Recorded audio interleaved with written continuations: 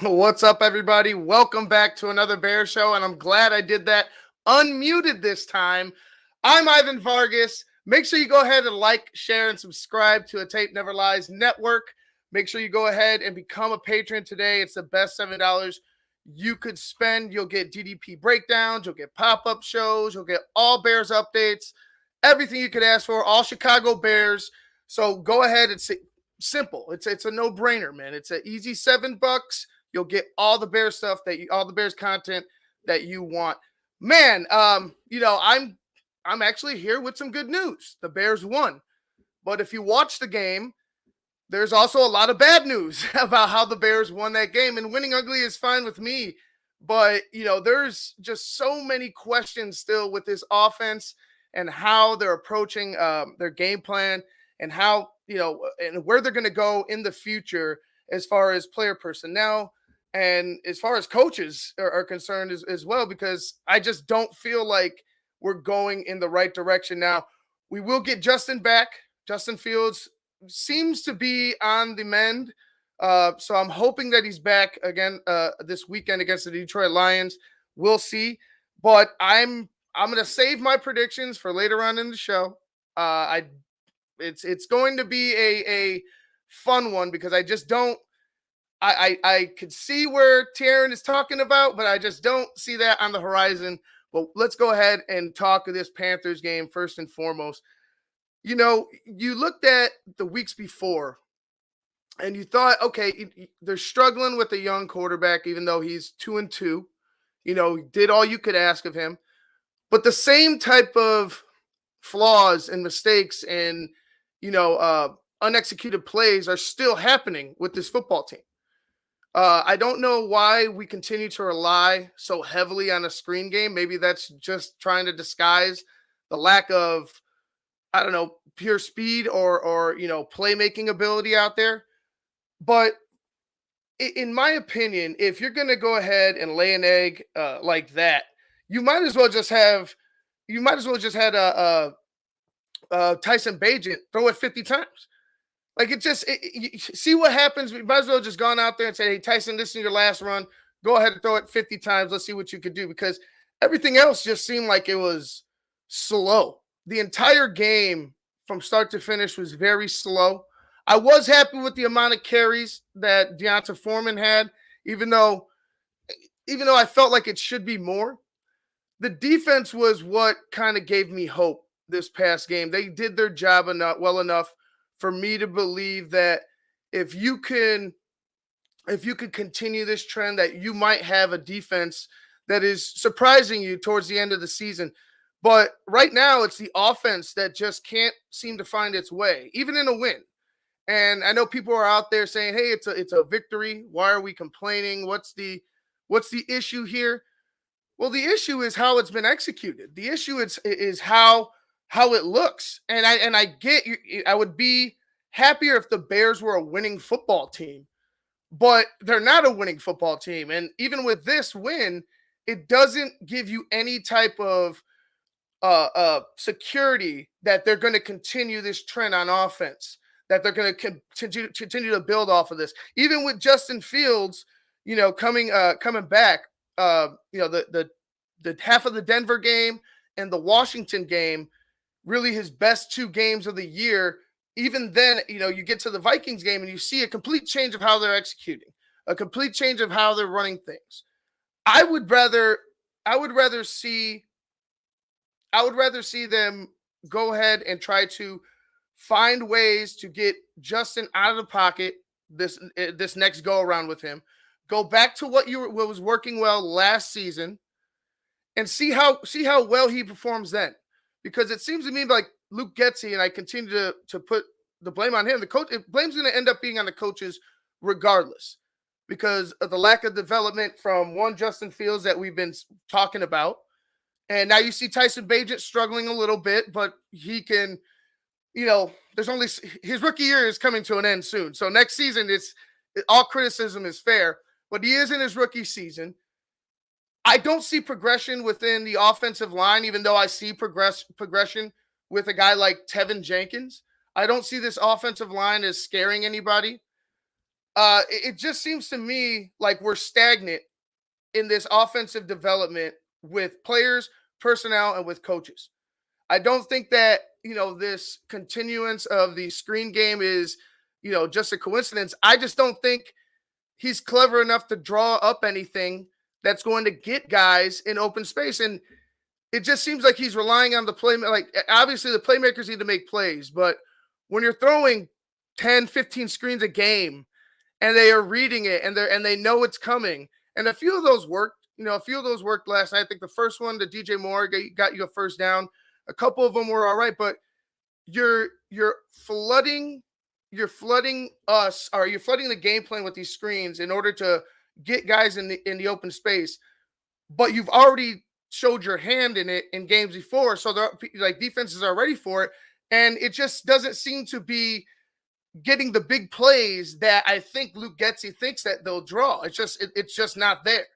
So for me, I think that you move away from that. You start becoming a little more traditional, right? You need to start booting Justin out of the pocket, get him into open space as well, but trust that he's going to make the decision, right? It's either if you see the open man, I know you're talking about limiting an offense, but you see the open man, throw it. If not, pick up the yards. Don't take the sack by all means. And Justin needs to have grown from that in the weeks that he's been out. He needs to understand that these taking of sacks, the trying to stretch the game or trying to stretch the play a little too far when there's nothing there, that can't be.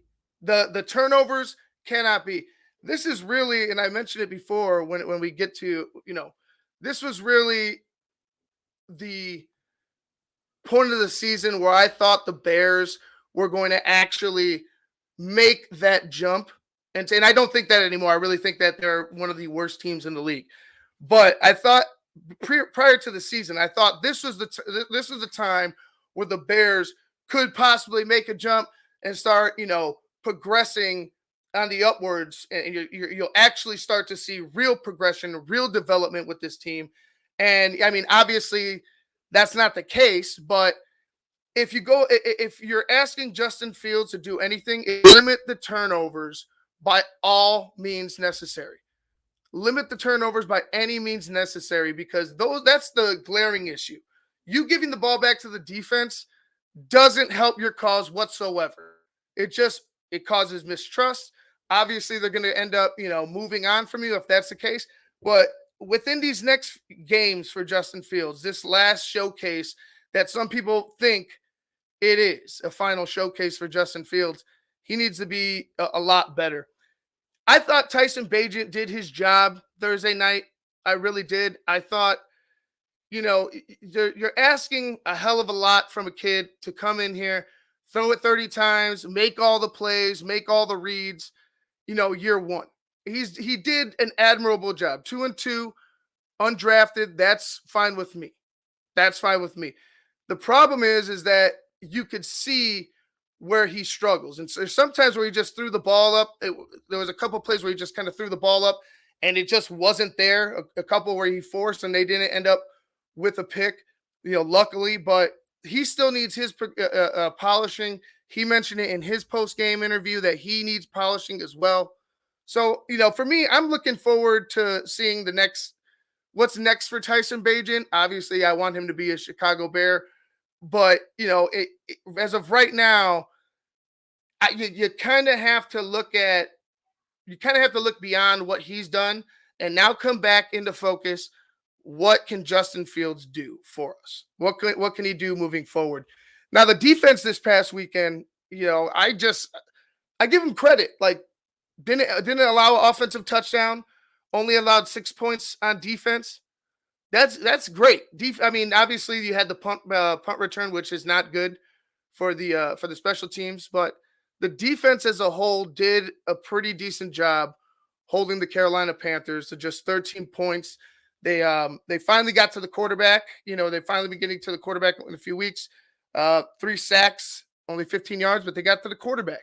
Montez Sweat did his job. I mean, we talk about, maybe he's not getting to the quarterback as much. A lot of people were talking about he didn't make an impact that first game. Well, his presence is being felt. His pressure's on the quarterback, his ability to go ahead and move quickly and chase guys down. That's effective. That's effective. His athletic ability and the need to go ahead and put guys on him and to be aware of where he's at, that is a huge help to the rest of the line. And you saw it with guys getting home this past Sunday. So, or this past Thursday, excuse me. So I'm very excited for what this defense can do moving forward. I think they need to be a little more aggressive, right? And does that mean I'm excited for the coaches to stay around? No, I like the player groups that they're bringing together on defense. I think that you might need to look for another safety. Obviously, Eddie's getting older, but I just don't trust Jaquan as much and in coverage. And maybe that's just me. Maybe that's just me being a little critical. But he got beat again this past weekend or this past Thursday, and it just wasn't pretty. It wasn't pretty. Beat down the sideline for a big play. I'm looking for the Bears to actually in this upcoming draft to maybe not, and maybe not in the first round, but in the second to third round range, looking for a starting safety that can be effective in this defense because Eddie just seems like he's getting old to me. Jaquan is a young guy. He can, be taught and he can make up for it. But what he's shown us so far hasn't been great. And we talk about these coaches and the lack of development that could be the reason. So maybe a change of the coaching staff, a kind of a change of a clearer mind, to come in and teach you up on defense could help him. But as of right now, I still have my doubts about how well he can be or how effective he can be as a safety for us. Eddie Jackson, again, he's hit a point for me where you're beyond where you were. Like your best days are behind you. And I think Eddie is more focused on other things.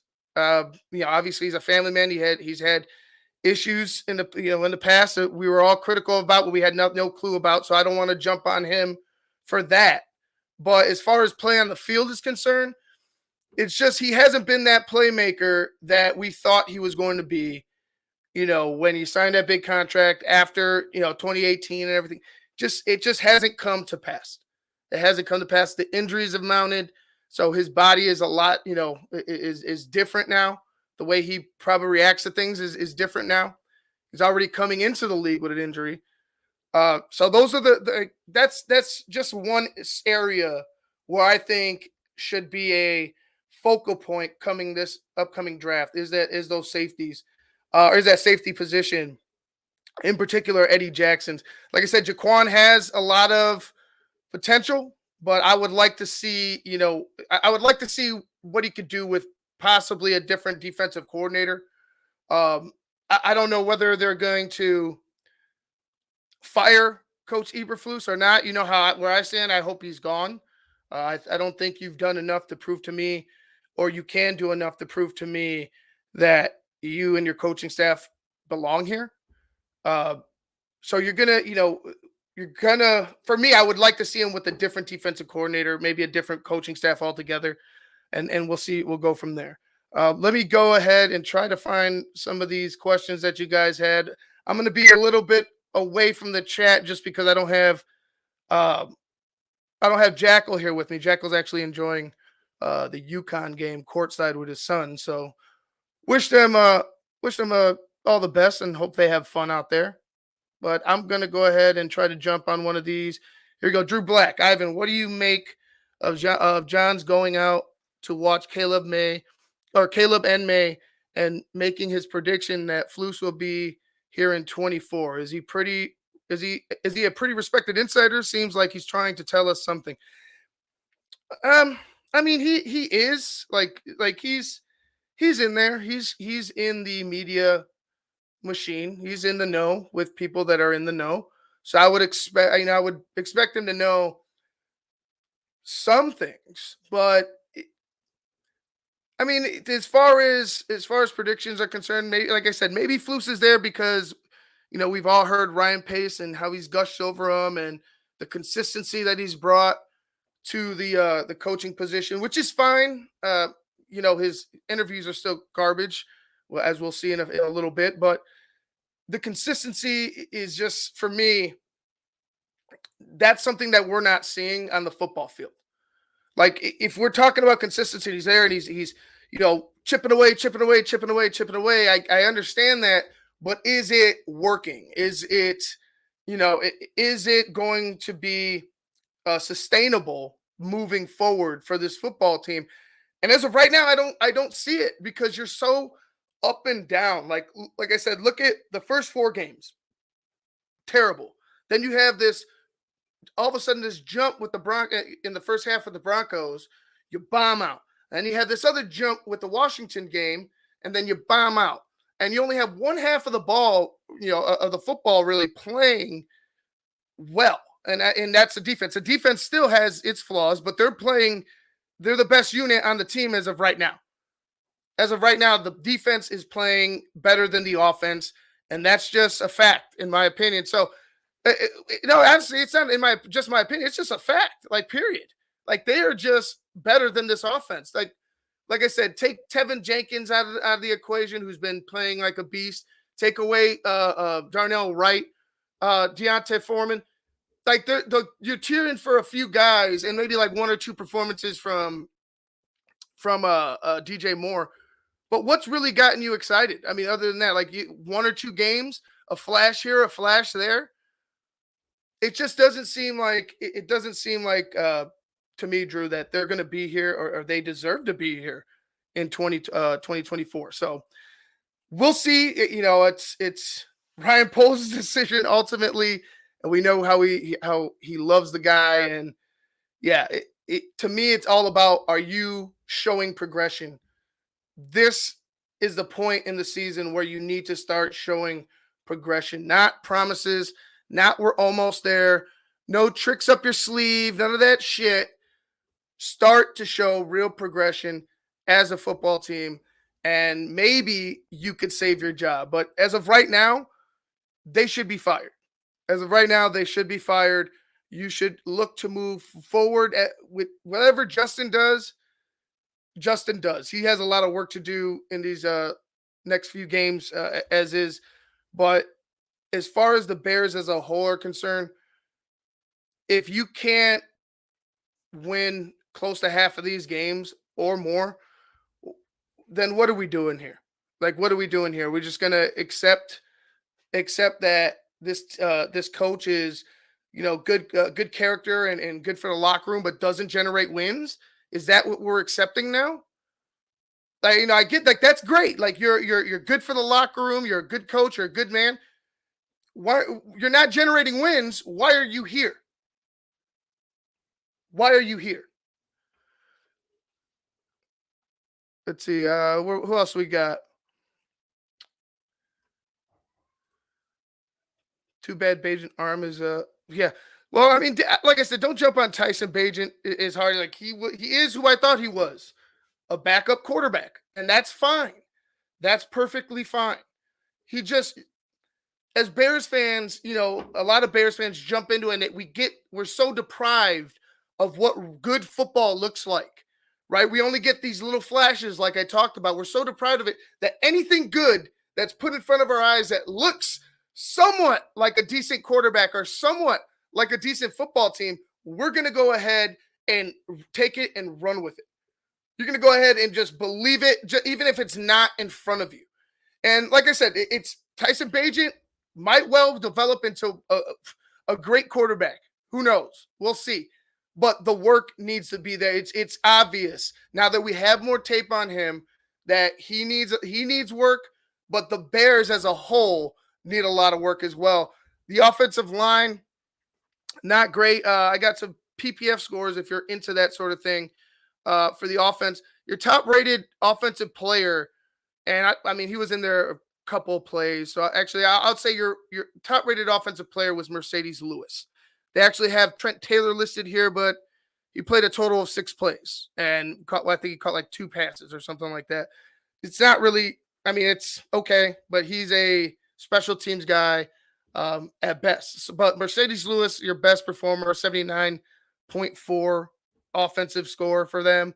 They have Lucas Patrick, who just continues to get blown up and scoring high. And it seems like they had like the top three guys, Lewis, Patrick, and Braxton Jones, two of which I just thought were getting. Actually, Braxton wasn't as bad as Patrick. Well, Patrick just seems to get blown the fuck up every week, in and out, right? In and out. So like, it's hard to go ahead and judge some of these scores, right? But when you're looking at some of them, you're looking at a guy like a DJ Moore scoring lower than some of these guys. You're looking at a Cole Kmet scoring low. It's fine to look at, but obviously you could just go out there and watch the game and know that the team didn't perform up the standards. Braxton Jones didn't do a bad job, I guess, in pass protection, but he's not as strong as I thought he was. Like he's very athletic, but he's just not as strong, bottom strong as I thought he was. And then obviously Lucas Patrick, week after week, just continues to get put on his ass. So for me, the offensive line wasn't a huge issue this past week, even though it wasn't great. Like they didn't generate a ton of push like I thought. A lot of yards are like grinding it out yards for D'Onta Foreman. Still love D'Onta Foreman as the starter. There shouldn't be any doubt to this moving forward. I know he's under contract. What is he under contract for? Another year, but he should be the starter until Roshan or somebody else beats him out, and I don't think that's going to happen. I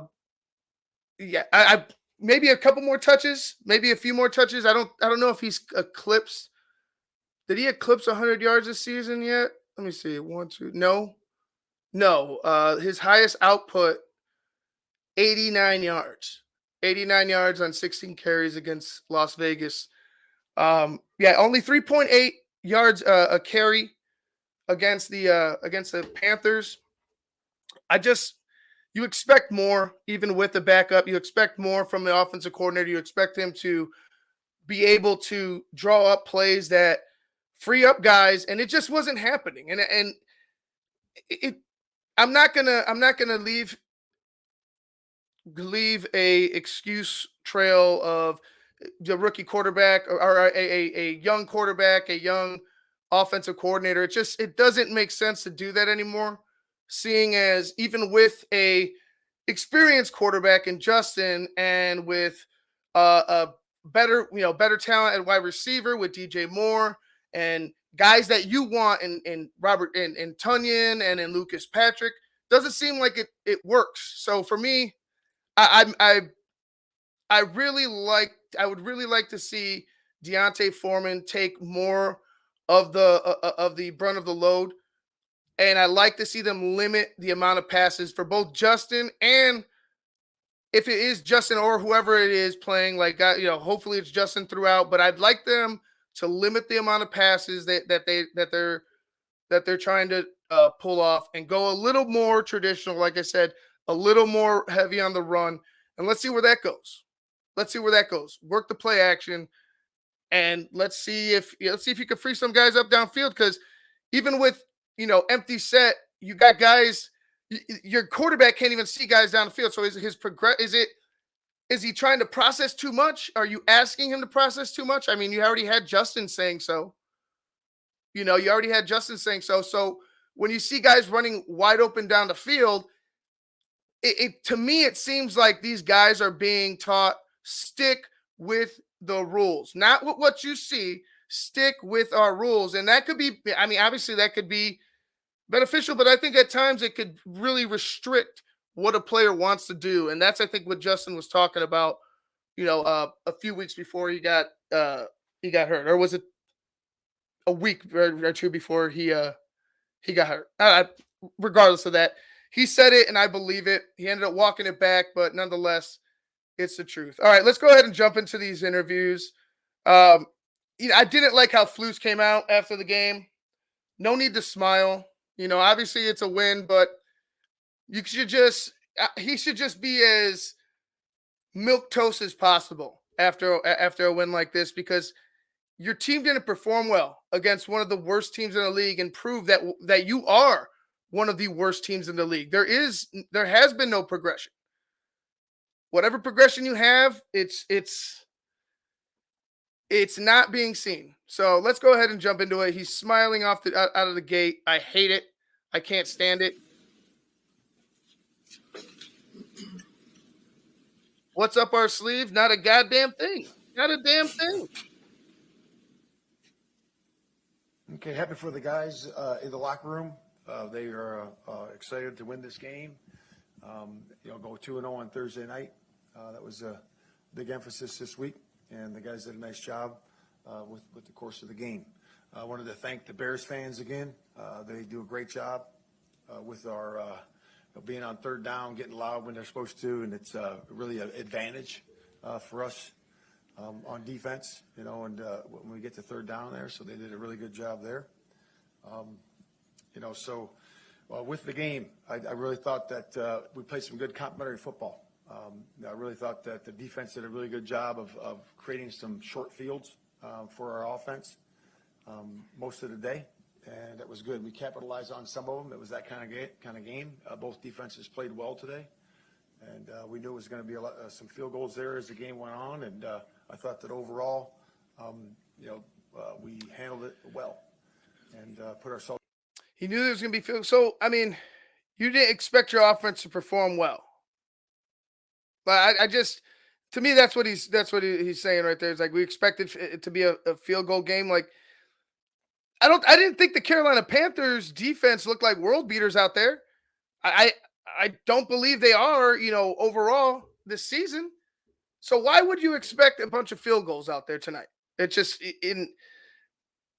to me, maybe I'm taking out of context and he meant the Panthers. But if he's talking about our offense, then there's something wrong with this picture. I was in position to win the game. I was certainly proud of the guys, the way they handled the end of the half. Really did a good job with taking the 2 minutes. Exactly, Auburn. Agent did a really good job there, and scoring a touchdown at the end there, so it was good. Overall the performances I thought were, I thought that Kyler Gordon played really well. I thought the D-line played well. Got some really good pressures. Had 3 sacks. Those are facts. I thought some guys made some clutch catches. We had the 4th down try with Scott. That was a heck of a catch. In there, Mooney sealed the game. I thought Cole made some really. I thought Mooney died on that play. I thought he got him killed. Deontay Foreman ran hard. Had a really good rushing average. I thought he really did a nice job too of controlling the game and keeping it where it was. But me either, Steve. But we got to bear through it. Game and hopefully by season's end. For the weekend, he's going. gone. The rest of the recovery weekend for us. The guys had the weekend off, and they'll come back in on Monday and ready to go for the next couple games. So with that, I'll open up the questions. Matt, when it was 10-9 and you all scored that touchdown on that Foreman touchdown, what consideration was given to going for 2? You make it a full 7 points, and that wouldn't be an issue, of course, when they're trying to drive down the time. Yeah, we were just wanted to stack the points up there. Really wanted to stack the points up there. It was it's that type of game. We thought that our defense was playing really well, and we know it was going to be a close game at the end.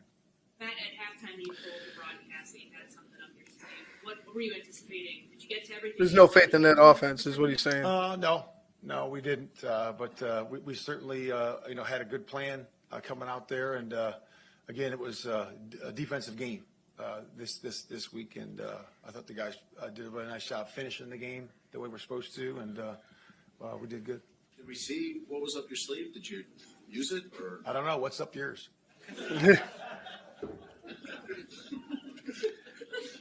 Hilarious.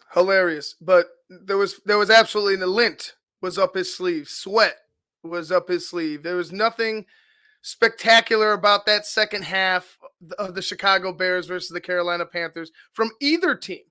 But to come out here and to go on national TV and to say shit like that, it's so embarrassing. It's so cringeworthy. Like, I had to look away from the TV when I was watching it live. Like, I just couldn't imagine coming out there saying some shit like that and then going and, just playing the rest of the game. Yeah, you got the win, but playing the rest of the game now, and it looks like that. There was nothing up your damn sleeve, bro. You're the same team that you've been, the same as it always been for this team. I don't see any changes from game one to right now. Like I said, except for a few flashes, a few amazing plays by DJ Moore on a Thursday night against Washington, and a half of football against Denver. It's been shit. It's been hot doo-doo water. It's been crap. So, to be that's a little cocky in my opinion. Like let's not go ahead and forget who we are right now. You got me there. Yeah. Jason off of it here. The decision to throw on third down and carry. Yeah. What was the discussion like? And talked to a couple players in there that said they were a little surprised. No, I mean, there's really a decision there you have, right? So if you decide to run, at that time, then you're going to punt and pin, and they would have had minute 10 with no timeouts, and hopefully on the 10-yard line if we punt it right, So that was the idea there. We liked the play call, we liked the play call. We discussed it, and we went for it, and we thought that executed well. Moody made a beautiful catch, and he's 1 yard past the stick and sealed the game. So really good play call by Luke. Excellent execution by the O-line, the entire offense, and Mooney on the catch. Now, Darnell Mooney got murdered on that play. I'm not even going to – it was a great catch by Darnell. But, man, were we gunslinging there. Like, we were riverboat gambling on that play right there. Because if that ball gets popped up, if Mooney doesn't catch that ball the way he was running, the ball's coming to him. I've seen plays where that ball gets popped, hits the shoulder pad, gets shot up into the air, and then boom, the guy's running the other way for 6. Like it was a dangerous throw to make. It was made, but a little bit of riverboat gambling right there at the end of the game. I'm glad they picked it up. You got Mooney, you got Mooney baptized. But hey, I guess whatever works. It just I don't think I would go ahead and risk that right there. Catch and Beige on the throw. Undrafted rookie quarterback doesn't matter. Nope, doesn't matter. No, he's done a good. Like I said before, he's done a really good job. As a rookie, think about it. As a rookie quarterback, he goes 2-2, and just coming into the NFL, to operate an offense the way he did, and to do a really good job and sound. What was really good today was that, he's always done a really good job avoiding sacks, throughout the course of the 4 games that he's played. But what he did well today was he didn't put the ball in harm's way and gave us a chance to win.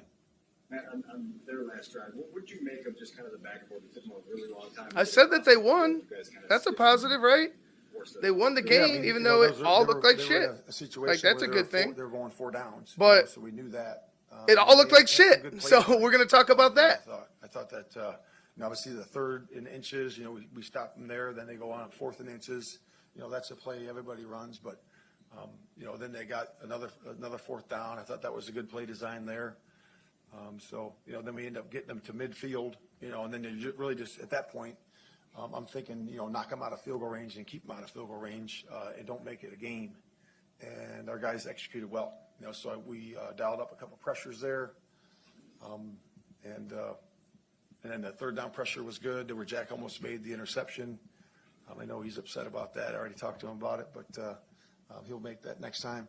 And but then they missed the field goal. It was a long field goal, and did a nice job. Are you expecting Justin back based on what you saw this week? You expecting him against Detroit? Yeah, we'll see where it is this week. We'll see where it is, and.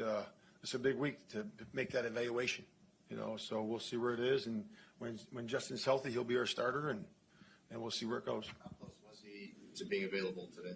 Yeah, that's all I have right now. I don't have anything else, no more updates on it. That's all I have right now. That's where it is. Matt, second game with Montez, what did you make of his impact tonight? Good. Yeah, he's really starting to free guys up, which is what a good rusher does. It really starts to free guys up on the inside, on the other side, because he draws attention. And, just the way he rushes. And again, I think his impact is going to be more and more as we go. Matt, on the 79-yard punt return for touchdown, how do you correct the lane integrity there? I know there's missed tackles, but what else are the coaching? Yeah, I mean, Blackwell is just coming off, from his 21 day, and he's now playing for us again, and he took a shot, and we're okay with that. It's just you got to just guys on the right, guys on the left, you got to keep it on their inside pad, and you can't stack each other. And I think I saw that on the picture, so that's a big thing that you got to really correct. But our guys know that we just got to execute better. There was a disconnection between Tyson and Tyler Scott on the third down. I can't remember what it was, but Tyler got really open in the secondary. And Tyson like he looked at him but went somewhere else. Do you maybe want him to kind of pull the trigger on that, even if he's not necessarily seeing the guy all? Always, quarterback pull the trigger on a wide open guy down the field. Always, that's what we want him to do for sure. I saw him too, and I don't know what Tyson. Haven't talked to him yet about it, but certainly, yeah, throw it. Apologies, this is already asked, but what do you make of Donta Foreman's toughness? He gets dinged up a little bit, comes back in his second half. Yeah, he's always been that way. Donta is a tough guy. He's a great person. He's a great teammate, and he always shows that toughness. Here's a positive, Douglas. D'Onta Foreman is a great running back. D'Onta Foreman has come on, seemingly out of nowhere, and I question why he was sitting for 4 weeks, healthy scratch 4 weeks. We could have had this for 4 more weeks with D'Onta Foreman. They've found a good mix with D'Onta Foreman running the football. I'll give you that. That's a positive for me. But yeah, it is what it is. Let's see what he got now. The tape never lies. A bunch of guys bitching because they think they're smarter than the guys making hundreds of thousands of dollars. Yeah, right. Well, they're making millions of dollars, Douglas. So, but regardless of that, it's like we're going to go ahead and criticize what we see. So if we see poor performance after poor performance after poor performance, we're going to go ahead and talk about that. If you want somebody to blow smoke up your ass, go somewhere else, bro. It's all good. But I'm not going to go ahead and say, oh, this is such a fucking great win for Coach Eberflus after you saw his offense struggle. His defense is, I'll give him that. His defense is making progress. If you were here at the beginning of the show, you would have heard me say that. But his offense continues to be floundering. Isn't that the truth? Like, isn't that the real truth? Aren't you sick of seeing this shit week in and week out where you're losing to the team that has a number one pick? The team that has a number one pick, which de facto belongs to you, thank God. But you're going to tell me that was a great performance. Should I be happy about this performance? I'm happy about the win, pissed off about the performance. That's what it is. So Douglas is just a guy who wants people to kiss his ass and be like, hey, man, it's all good. Everything's great. Everything's kosher. Well, we're not here to do that, Douglas. So either see you later or, if you want to stay, stay. And you've been optimistic throughout the course of these 2 seasons. What's it like for you in the locker room, these guys after a win and having this kind of feel to work? Yeah, it's fun. It's fun. It's fun in there after a win, but I'll just tell you this: it's fun to come to work every day, throughout the entire time. Right, Coach Ray. The men we have in that locker room are unbelievable. So they're able to pull together, okay, and really do a good job of executing during the week. And if we do what it takes to win, which is what we did today, we'll win more games. And when you take care of the football and you do a good job of that, and play complementary football as we did today at times, you're going to win some games. And defensively, what do you sense you guys did well to make Bryce uncomfortable really for the entirety of the night? Yeah, just mixing the coverages. We had a good mix of coverages there that looked very similar to each other. And then when the ball snapped, it's not the same thing. So that's a good thing we did. Eddie and Jaquan are really good disguisers of the coverages as well as the corners.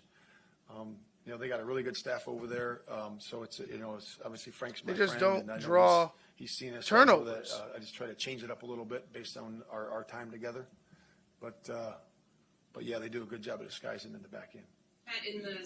You would think that would generate to turnovers, but it just hasn't, which leads me back to the point of they should start looking at safeties in the second and third round especially to replace Eddie Jackson. Second half, it looked like you were doing the spoon feeding motion, the go eat to the pass rushers. Were you letting them go rush more freely? You saw me doing this? I did, on the sideline. Oh. So is there I don't recall doing that. That's fine. Yeah. is there a certain mindset that you were, kind of trying to implore on them to pin their ears back and rush? Yeah, absolutely. I mean, those guys, we want them to go get it. And I didn't do a lot of stunts or movements. I did that mostly with some of the pressures, but just let them pin and go. And because it was being effective. It really was effective. Not only on third down, it was effective also, even in early downs. So they did a good job. Coach, you always so coy with us. You go on national TV at halftime and tell us if you got something up your sleeve. What's up with that? I know. You got something up your sleeve, too? No, but you. All right, he missed that, Jason. Yeah, so. You and Frank are obviously very close. What was squaring off with him, both in terms of friendship dynamic and also the schematic standpoint? Yeah, it was fun. We enjoyed certainly going against each other in practice, during training camp, and we've had many discussions about ball and about life and about our families, but it was really good to see him. Thank you. All right. That was right after the game, Coach Nagy. We're going to hear Tyson Bagent in a second.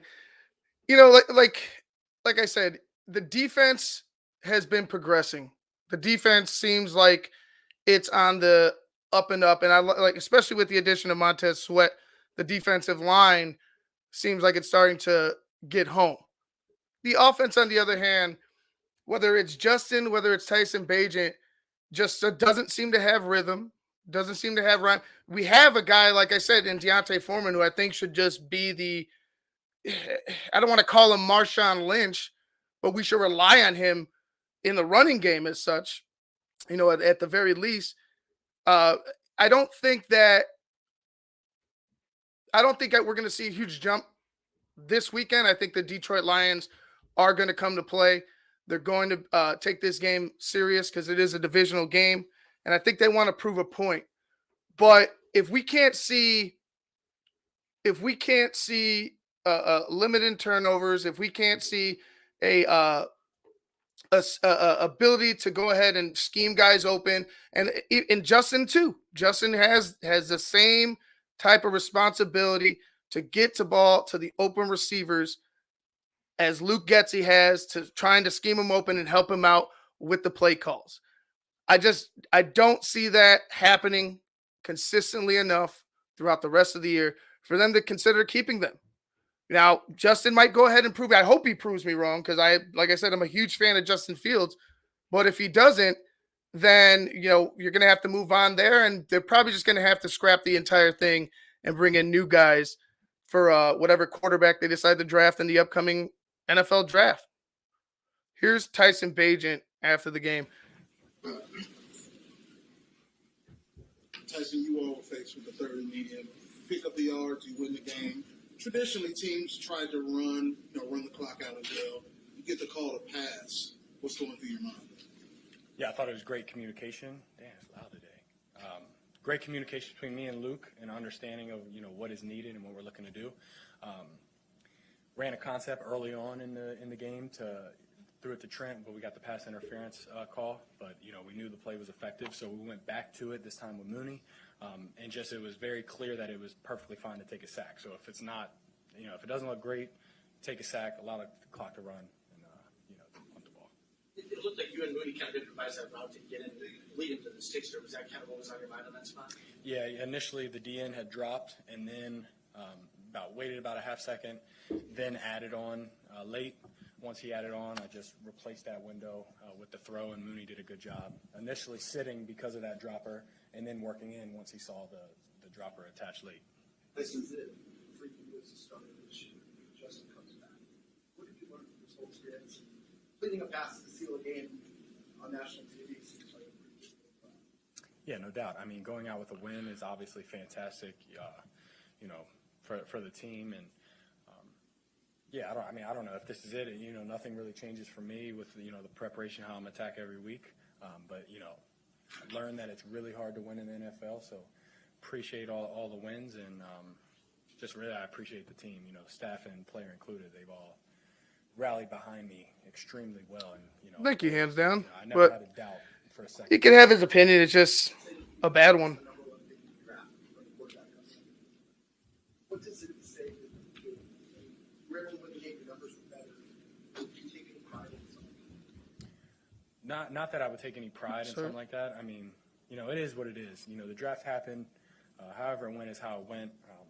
I just try to, show up every day and continue to try and get better every year. Like, I don't think I'm at the peak of anything. I'm just looking. I'm glad he understands to that. get better and then, let the ball fall where it may. Like I said, you gotta love how his approach has been throughout. It hasn't been too high. It hasn't been too low. He's just been very even keeled. I like that about the kid. I want to see how he progresses.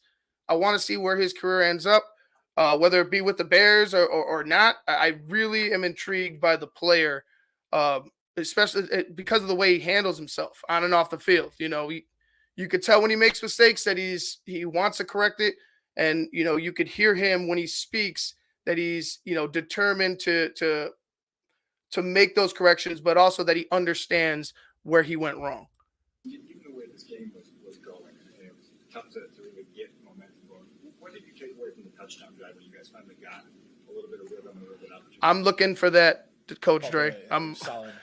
This is going to be the Demo revenge game. This is what I think.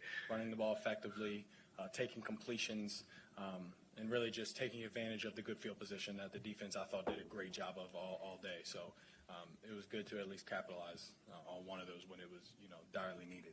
As when you start that drive with the 38, is there a little bit of a sense of urgency? I don't know if it's spoken or not. Like, hey, we got this field position. We got to finally punch it in. Yeah, I think there's that sense of urgency every time, but I mean, like you said, even more so. Like, hey man, we need a couple first downs. Let's get in a rhythm, and then we're in the red zone. So we know once we get to the red zone, we want 6 points every time. So yeah, but every drive it's the emphasis. We want 6 points. Tyson, there was a 2nd and 19 where he threw the ball to Roshan Johnson. It looked like Tyler Scott may have been open deep downfield. Was in the second quarter with 9 minutes left. Yeah. What did you see on that play, and is there an opportunity to hit Tyler Scott? Yeah, no doubt. Tyler Scott was an alert for a low DB backside. He wasn't low, but Tyler did beat him.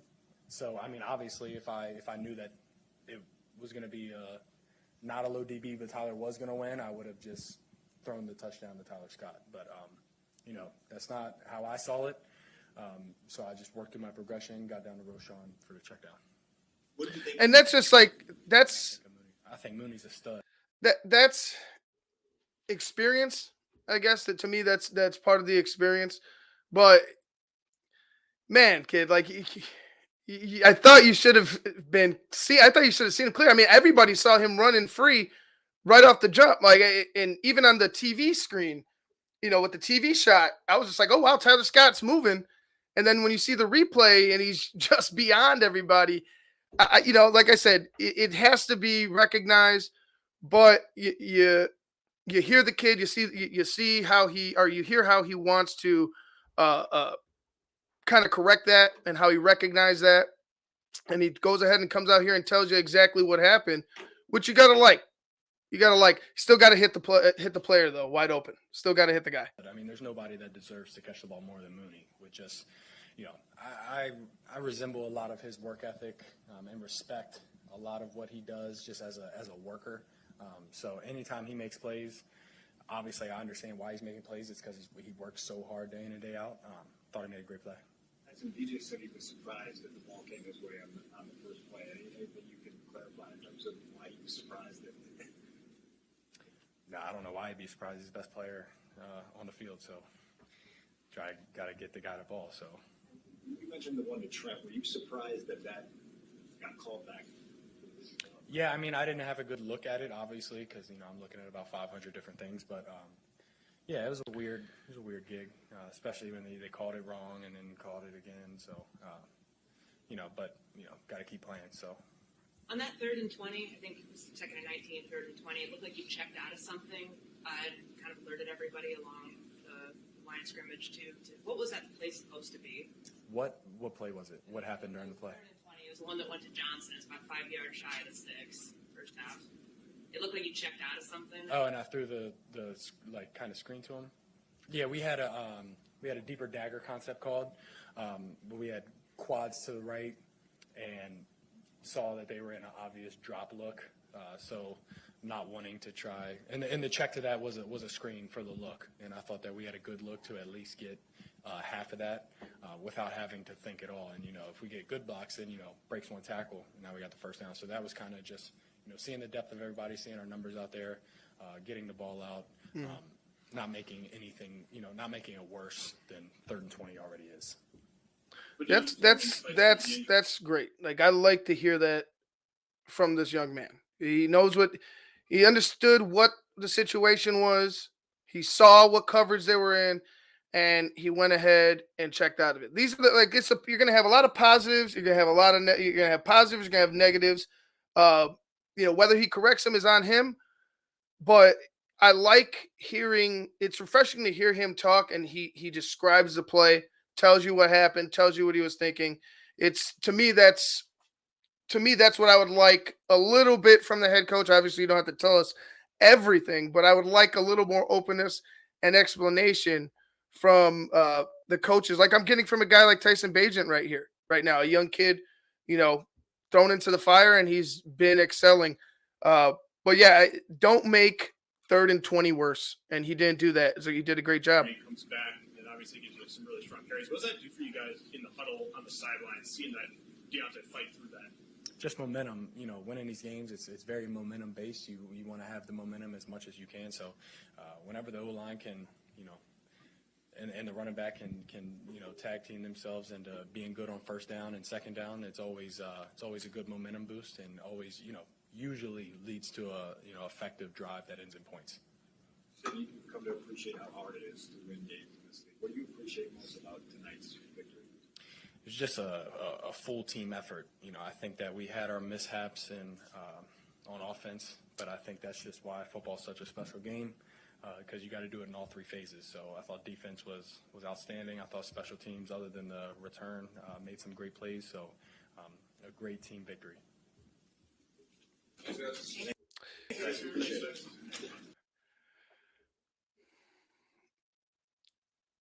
Was a victory. How great it was is up to you. I guess it's objective. You can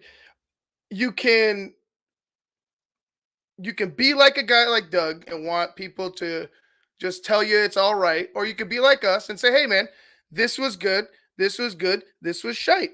And the offense for the majority of the season has not shown the progression that the defense has. The brightest spot, I would say, on the offense, I'll give you a few bright spots. Like I said, Foreman, one game from DJ Moore, even though we know what he can do.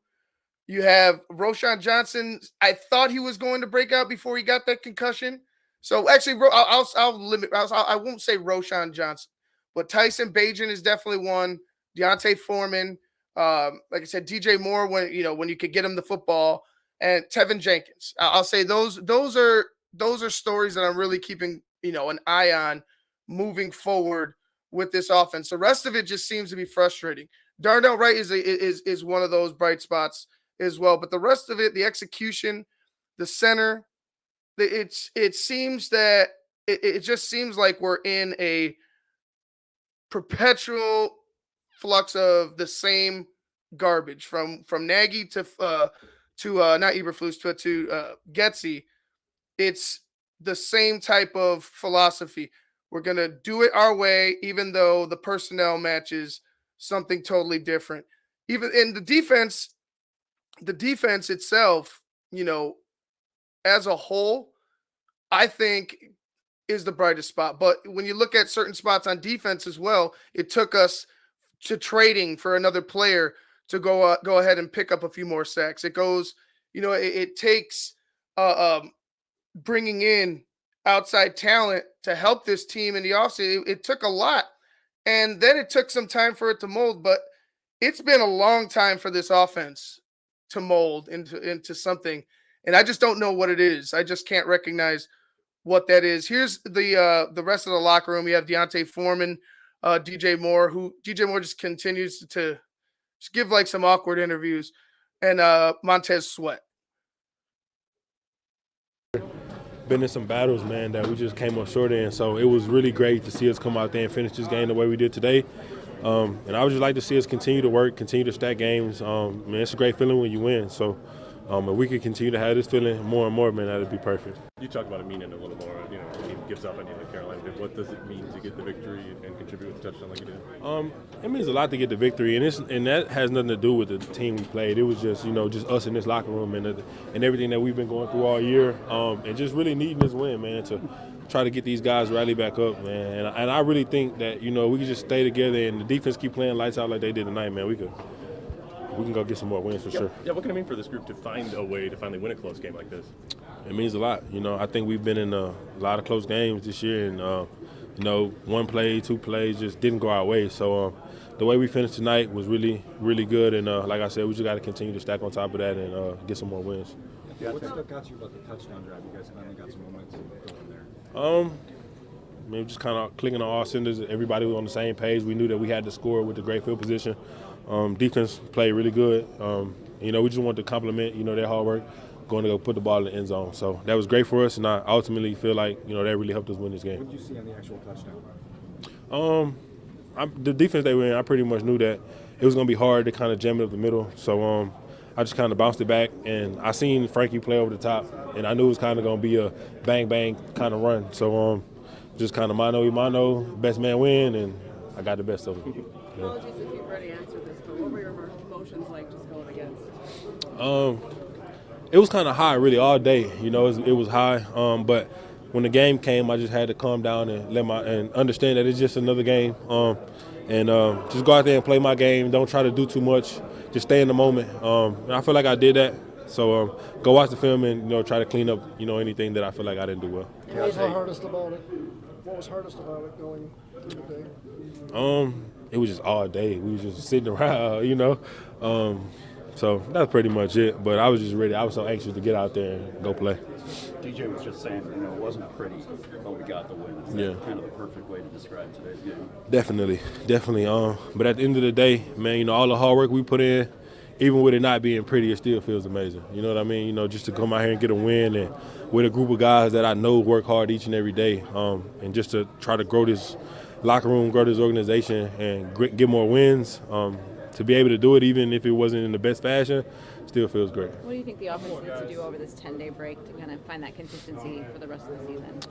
For one, I would say heal up, just try to get as healthy as possible over these next few days, get some rest, and just focus, just have that mental focus when we come back in the building. That if we play together and we do everything that we need to do, we can have outcomes like this, and everybody just got to continue to believe that, and we do that, sky's the limit. I would say a sense of urgency should be what you should be focused. Like there should be a talk in that locker room in these next 10 days saying, hey, like I told you before, I thought the Panthers game was when they were going to take off as a team. Obviously, what's come to pass so far this season, that might not be the case, but if any time was a time you were going to go ahead and start making a jump, it's right now. It's absolutely right now. What I would say to the team would be like, let's try to have a sense of urgency in these final games. Let's try to have a sense of our asses are on the line, because it just seems to me like everybody's just like, yeah, it's all right. Well, we're going to get it. We'll get it eventually. But I just need to see more of a sense of urgency on the football field, especially in some of these starts. We don't start off, we're not a hot starting team. And I'd like them to just find a way to pick up a rhythm on offense and be able to sustain that for 4 quarters. Because even in this game, even in the best games that we've had, there's been a quarter or two. I think our closest game to a complete game, probably that, the Washington game, but other than that, there's been games where it's, for instance, the Broncos, half a game, the Vikings, you just didn't show up to start the game, and you had to go ahead and try to make a rally with Tyson Bagent at the end, like things like that. I need to see more consistency, more sense of urgency to get this thing right in these next coming weeks. Make it tonight's performance. Obviously, it wasn't the most complete performance that you got out of here. I agree, totally. Yeah, it wasn't the prettiest performance, but we found a way to win, and that's all that matters in this league. And we gotta figure it out this next game. DJ, what needs to be better about the offense when you guys come back from the break? I don't know. We gotta look at the tape and see where we excel at and what needs more work. Because, like I said, today wasn't pretty, but we found a way to win. It's now 4 starts with Tyson. What did you think of your quarterback tonight? Well, he's 2-2. I mean, that's pretty good for a rookie, and I hope he build on that and keep growing. I know you said you're feeling chill out there, but what's your reaction when the first play's going your way? I was shocked because that's not what we went over, and when it happened, I was just like, oh, well, let's start this party early. So I was just happy. What was it supposed to be? Well, why would I tell y'all that? Makes for a good story. No. You can tell us. Nope. Because we might need it later on. Wasn't you about to ask something? No, I was going to ask you, I couldn't hear whether it was asked before. The pass play on 3rd down. At the end? Yeah. Hell of a job by Mooney, man. That hit was crazy, and he found a way to catch the ball and end the game, so I'm glad. Were you surprised that they called the pass? Called it, Pat? Yeah, did you think they might run and run? No, we needed that first down, so we needed our playmakers to get the ball, and probably running how they was in the box wasn't the best thing. Did you get an explanation on the OPI? No. Like, they was getting on my nerves today because they called me twice for it, and then they going to have the nerves to talk to me afterwards. I'll talk to you afterwards because neither of them was pass interference, so it's okay. What did they say anything after the second one? It didn't even look like you. The second one, they ain't say nothing about the second one, but the first one, they said that I drove him downfield too far. I was like, he initiated contact with me first, so I don't know. Maybe we need other refs. DJ, when you guys start in plus territory on the drive that you guys scored that touchdown, what's like the mindset when you guys are going into the huddle after the punt? You guys are at 38. Shoot, we need to drive this ball. We need to go score. We got a good field position, and that's what we did. Any win is nice, obviously, but how about? It was like I said, DJ's been a great addition. I have no complaints over DJ with DJ Moore, except get him the football a little bit more. How about that? That's something that I would say is a necessity. He had 9 targets, 5 receptions, 58 yards this past game. You know where I stand with that. I think he needs to be the top target every single game, 10 plus targets a game. Just because you get, if we talk about getting the ball into your playmakers' hands, what are you going to do? Throw 5-10 screen passes to DJ? You got to start stretching the ball downfield. And both quarterbacks need to be able to trust him to make plays on the field that they might not think he can make. He can go out and make it. I really believe that. I know he had a huge there was a drop in the end zone. What was it, a couple weeks ago, or was it this past week? He had a drop in the end zone. He went up, tried to high point it. It would have been a hell of a catch in between defenders in the back of the end zone. Ended up dropping that one, but regardless of that, you see the talent and you see what he can do when he gets in the open field, when he gets the football in his hands. Like I said, DJ Moore is just get him the ball more and more. That's all I could say. Doing it on national TV, a lot of your peers watching too. Yeah, it was great to come out here and get a dub. We really needed he did, hands down. We felt like we could get a dub here, and it's good. It's great to get a dub for my first home game also. Important to get the pass rush going right away. Yeah, it was. That's what we wanted to do. We wanted to rattle Bryce Young a little bit. I think we did a great job of that. My counterpartners had a great game. After a couple of games, what have you kind of learned about this defensive unit now that you've had 2 games to play alongside these guys? Yeah, they got swagger. All these guys, man, I really love. I'm like a plug and play. I'm just going along with them, trying to feed off the energy that they bring in. Was there 30 moments tonight where you kind of obviously this is your first home game, but you also just did the extension. Like this is going to be home for a while now. Did you have one of those moments tonight? Not necessarily. You kind of just focus on the game. You just live in the moment. But yeah, it was a great win for the home. What did you think of your first game at Soldier Field as a Bear? It was fun. I mean, a defensive game. I wouldn't want it any other way. Do you feel like you felt more today than you were?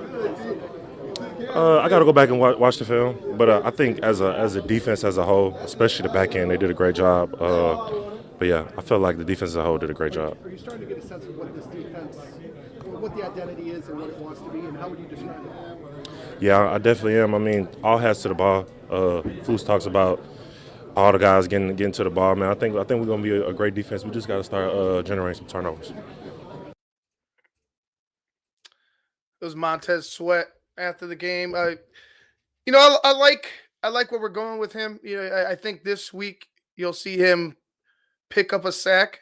I think he'll get his first sack. I thought we were going to see it this past week, but you know, he ended up sharing the load, and a couple other guys ended up with sacks this past Thursday. But Montez is a guy where I'm, like I said, very excited to see moving forward. I hope that this just continues the progression of that defensive line. I still think that we need to continue to build through the draft, potentially free agency if there's, you know, the right player available. But adding a guy of his caliber, you know, the stats might not be there right away. The sack might not be there right away for him, but it will come. It will end up being there. He will get to the quarterback eventually. In the meantime, everybody else can go ahead and feast while he's going ahead and bringing, you know, quarterbacks their way. So I like Montez Sweat. I like his progression, and I hope that he continues that moving forward with us. Okay, good afternoon. Thoughts on the game from last night and the win. Again, complimenting the defense. First of all, you know, I give them the game ball to the entire defense. I thought that was appropriate. You know, TJ Edwards continues to play really well for us. You know, he now has 110 tackles, and that's the first in franchise history through 10 weeks to get to that number. So that's a pretty cool number. The pressure by the D-line was good. You know, having 3 sacks. You know, Ngakwe, Jones, and Green. Jones also had a career high 3 quarterback hits and also a pressure, so he had 4 total there. And then Sweat, you know, having the effect of Tez, you know, the Tez factor is a pretty cool thing to see. You know, he had 8 quarterback pressures or hits yesterday, and you could feel him forcing those incomplete passes, the hits on the quarterback, and that certainly has an effect on their passing game. I thought Kyler Gordon played really well. You know, yesterday for us, 2 TFLs, which is a career high for him. He also had 8 tackles and a 3rd down stop, which is at the end there, which is really cool. We held the Panthers 3 out of 15 on 3rd downs, 20%. And over the last several weeks, we've been doing better on the 3rd downs. That percentage is coming down for us, which is good to see. You know, another number there is 0 sacks, 0 turnovers, and 0 offensive TDs allowed, first time since '98. You know, here at the Bears, so those are good numbers. You know, when you allow 0 sacks, you know, and you know that's hard to give. You know, and 0 turnovers. That's a winning formula. You know, for really winning football. And then Santos, you know, 3 for 3, really was 4 for 4. Credit the operation there, the snap, the hold, the kick. Obviously him hitting the milestone of 200. The number 200 is big, and then obviously the long of 54. You know, making that back to back like that is really shows his growth, and his leg strength is improving. You know, this part in that part of his career. This part of his career is really cool. His leg strength is growing. Complementary football on 3rd down. I mean, in the 3rd quarter, with Gill's 62-yard punt and pin, we backed him up. The defense did a heck of a job of stopping him there, and then we got the ball back on the 38. Went 9 plays for a TD to make it 16-10, and that was good on that part of the game. You know, we just I thought we came out clean in terms of injuries, so that's always a good thing. And then you know, the guys, like I said, are taking rest and recovery over the weekend and enjoying their families and enjoying the weekend after the victory. So with that, open up to questions. With Montez, been a whirlwind for the last 8 days. Really haven't had a chance to work with him much. What do you think the next 2 months can be like for him once he gets his feet on the ground, once you guys are able to kind of get your fingerprints on him? Yeah, just to go, just keep improving. Just really, I think that factor that we're talking about will just keep going. I think he's helping our other guys rush.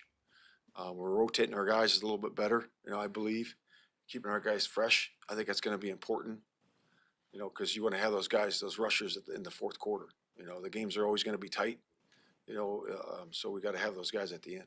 When you mentioned Coach Dre, I think I'll have to go and look at both of them, but whatever we can do to upgrade the position, I'm all for. I'm all ears.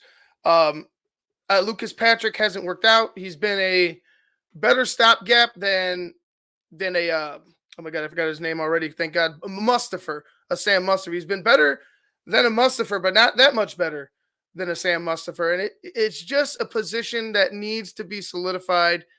Hasn't been solidified since Olin left. It's find the guy that's going to right the middle of the ship, right that center of the ship, who's going to control the offensive line from the offensive line. Find that guy, and I'll be happy. So whoever it is, whether it's the two guys that you're talking about, and I will take a look at both of them after this, but whoever we can get in here to upgrade the center position, I am all for it. Tyler, since he's come back off IR, it seems like his presence makes a difference. How do you describe just what having him as part of the machine does? Yeah, he's dynamic. We've had some good, in our scheme, there's been some good nickels, that have really taken over the game and done a good job, as of recent too. But that's an important position. Those guys are right in the middle of the action. They're right in the middle of the passing game because they're on the strong side of the formation there, and there's a lot of action there. It's also with the will linebacker stands over the ball a lot. So those three guys in the middle there are really key. And you want playmakers that have really good instincts, and he has that.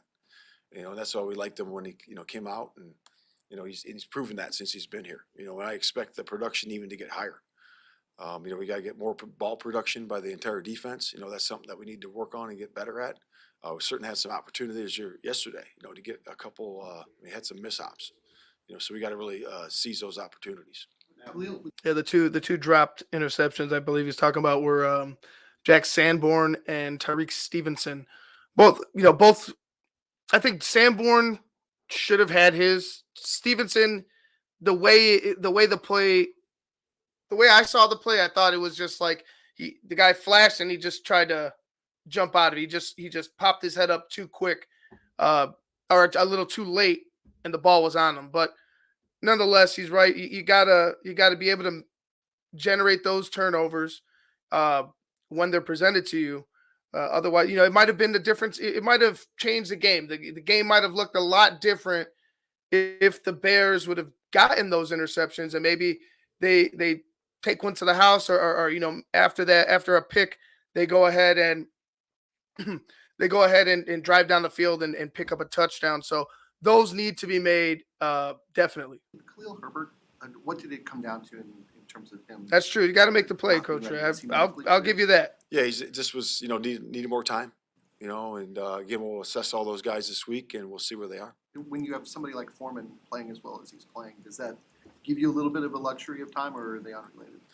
Yeah, we're certainly excited where Foreman is. Foreman's done a really good job of coming in and progressing and improving every single week. I know his first outing was just okay, and then he's gotten better and gotten better and gotten better. So yeah, we're really pleased where he is. What was your opinion when you watched the film on the two offensive pass interference calls against DJ Moore? One was declined, but DJ took issue with both of those yesterday. Yeah, and with good right.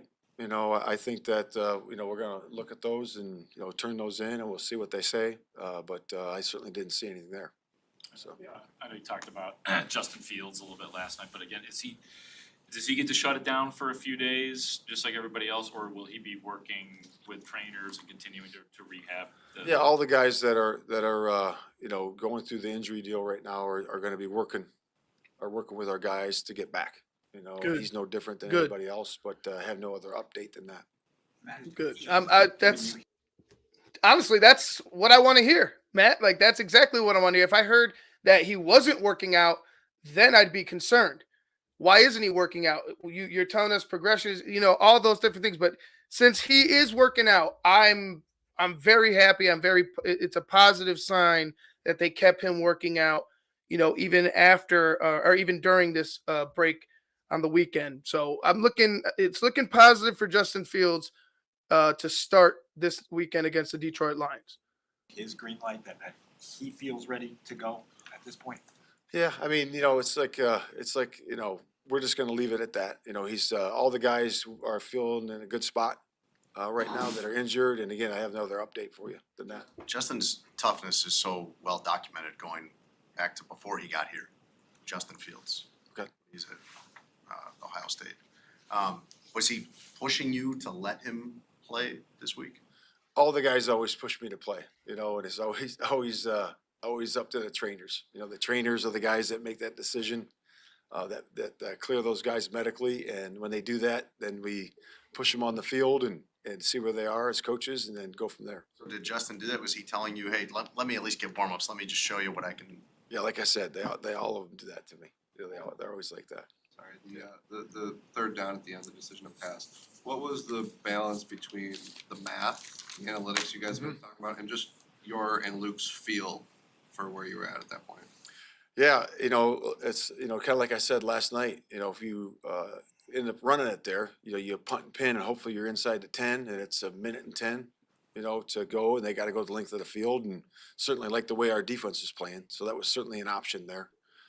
Then, just talking about it, with Luke and the play call, and we really liked that. We kind of knew what they were going to be in, and excellent route by Mooney, and what a pass by Bajan. Really good pass, put it right on the money, and for the good most job part, of, I feel working like forward. In terms hands of getting down, the first down by Mooney as well. you Took a get big shot some. on there. We're able to get some nuggets here and there, but most of the time you have to decipher things with a Matt Eberflus. I thought it was a really good job in terms of his courage, being in there in concentration. Matt, with EQ coming back, you guys sat Bayless down. What's the message to Bayless, and is there a way that he can kind of work his way back at this point? Yeah, so every week we look and see what the best combination for our roster is, and there's a lot of factors that go into that. Could be offense, could be defense, could be special teams, but we're going to make the best decision, for our team going forward every single week for what is the best chance to win. But in Bayless' case, though, to Josh's question, Bayless specifically, Bayless only. I know that you guys have wanted to give him opportunities in the game to correct things and to improve. Have you hit a point with him, particularly with the face mask penalty last week in New Orleans, that the mistakes are just too costly? You can't afford those when you're trying to win. Yeah, like I said, every week we decide who the best people are, to come up for the game. And if somebody sits down because of penalty or inconsistent play, and somebody comes up because they are more consistent, that's where it is. We're always going to make the best decision for our roster to win that game. The answer is yes. We'd like Bayless to be more consistent. If he can't do that, we're going to go with the next man up. That's perfect. I'm good with that. Should have been done a long time ago, but I guess you gave him a lot of leeway and a lot of benefit of the doubt. So, it is what it is at this point, but I wouldn't be brought to tears if I never saw Velus Jones play another snap for the Chicago Bears. It wouldn't affect my sleep one bit. Decision to throw on third down at the end. How similar was the thought process to the 4th and 1 against the Broncos, where you're sitting there and you got to figure out, okay, what are we going to do here? And obviously they had two different results. Very confusing, Damien. Rationale the same, kind of. That's a good question. Yeah, I would say that it is. But they're all different. Sure. They're all different. One was 4th and 1. One's 3rd and 7. So it's the 4th and 4 when we were there earlier with T. Scott. What a great pass and a great catch. Great concentration there. There was guys on him, and really good concentration there. It feels like you want to be aggressive.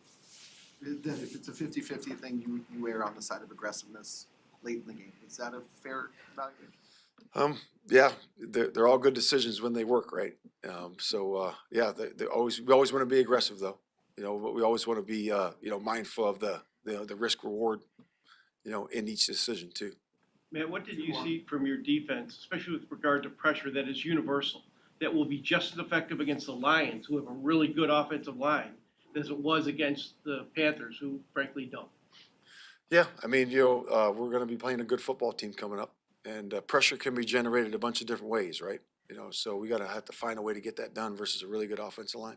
But was there any element of how you attacked Carolina's line that you think will also be effective against anybody you play, whether it's Sweat or just? Yeah, I mean, nothing. Right? Yeah, I understand the question, Mark, but I just think that it's like I said, you can generate it a bunch of different ways. You can 4-man rush, which we generated pressure with that last night, and then also 5-man rush, 6-man rush. We did all of them yesterday, and they all created pressure.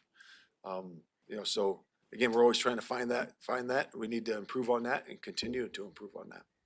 Matt, when you went back and watched the tape of Tyson Bagent, were there some opportunities for him to just pass the ball downfield that he just didn't? Yeah, there were some opportunities, and I know he would say that too. But again, sometimes it's where the route needs to be ran correctly, and the guys need to be in the right spot, and it's all of us together for sure. But certainly left some opportunities out there. All right, we're gonna move on through this one's from Monday after the I just came off the field. Sorry, after the rest. This is their first practice after the game, after the weekend.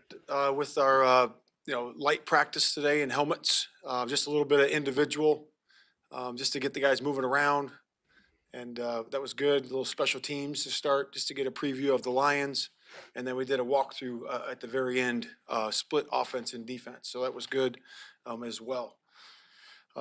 Also, with the injuries updates, again, that'll be on Wednesday. I'll give the injury report out on Wednesday for that. The same We don't have guy. any updates further than what I gave last time, and that's where that is. And again, we'll update you more on Wednesday.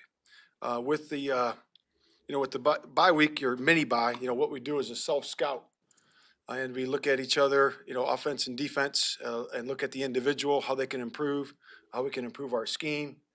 It's very important that we do that. Again, we do that every single week. We're always self-scouting, but it's good to go ahead and reflect back on the last 5 or 6 games to see if there's any tendencies, any looks that you have that you can play off of in your scheme. So that's an important thing to do. And more important, like I said, the individual. We always do this every single mini bye or bye week. We get 2 or 3 things that each guy can work on, and those individuals were curtailed to that improvement today. And it's always the partnership of the coach and the player and the coach to get that done. So that was good to see that.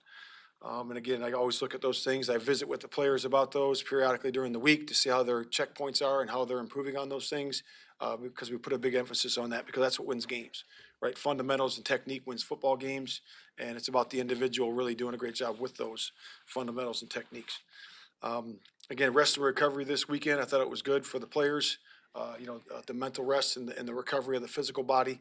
Also, it was really good for those guys at that time. I talked to the guys at the team meeting today, during, the last 6 games, we're 3-3, the 3 wins that we did have, the positivity of that was, we had 0 turnovers in those games, and the turnover margin was +5. And that's a big reason why we won those football games, and the sack numbers were good on both sides too. So that was a good thing to look at, and then really the last 6 games, if you add up the numbers, the scoring defense has been really well. We've been 4th in the league during that time.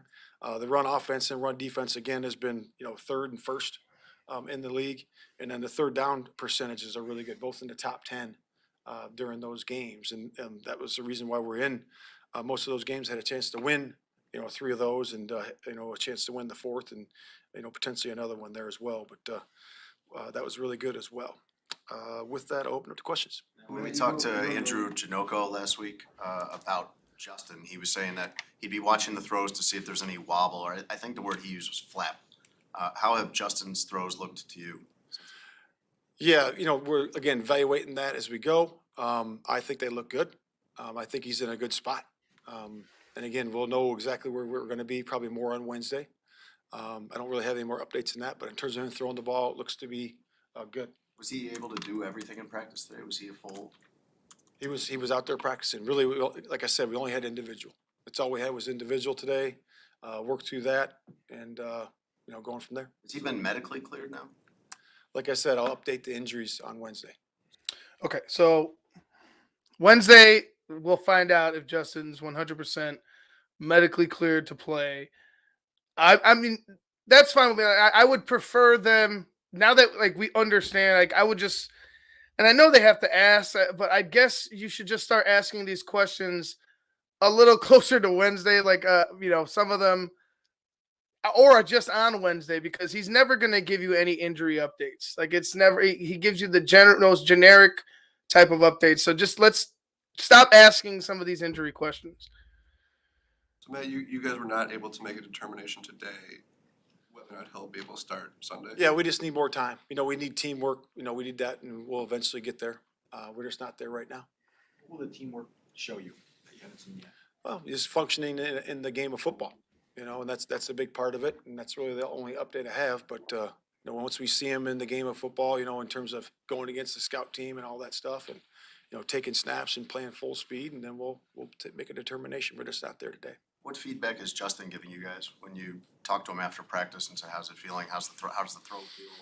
Yeah, I mean, like I said, there's really no other update. He's been positive the entire way. He's always going to be positive. He's a worker. He's always optimistic with where he's at, and he feels where he's at a good spot right now. So again, we'll know more once we get the teamwork done. What do you mean by good spot? Just mentally where he is, a good spot where he is, and that's where he is right now. Matt, if and when Nate Davis gets back in the mix, what decisions does that leave you with as you try to figure out where he fits, how Tevin's played on the right side, and all those things? Yeah, the combinations there are going to be a discussion that we have to have for sure.